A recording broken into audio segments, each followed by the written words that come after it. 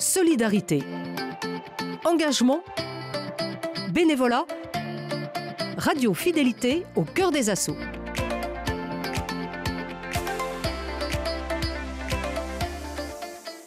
Cette semaine, dans Au cœur des assos, nous partons à la rencontre de Supporter, une association nantaise fondée en 2017.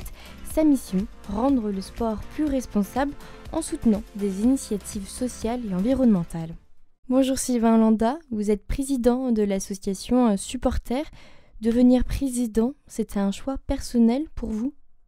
Oui, c'était un choix. Alors moi, je connais bien la structure et les fondateurs de l'association depuis plusieurs années maintenant, avant que les personnes fondent l'association à Nantes.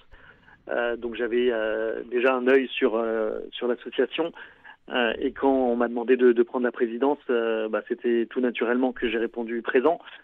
Déjà parce que je pense que ça répond à un vrai besoin sur le territoire nantais en l'occurrence.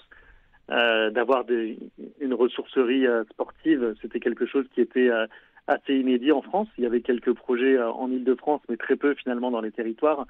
Donc je trouvais l'idée très bonne.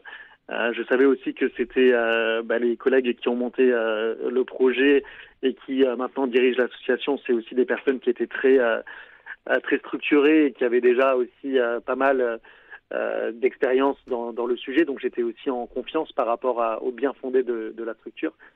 Et au-delà de la ressourcerie, de la recyclerie, je pense qu'il y a un vrai besoin aujourd'hui de transition environnementale dans le monde du sport. Il y a des petites initiatives qui se mettent en route, mais il y a un vrai besoin d'accompagnement sur ce sujet, de savoir comment on peut réduire l'impact du secteur du sport sur l'environnement.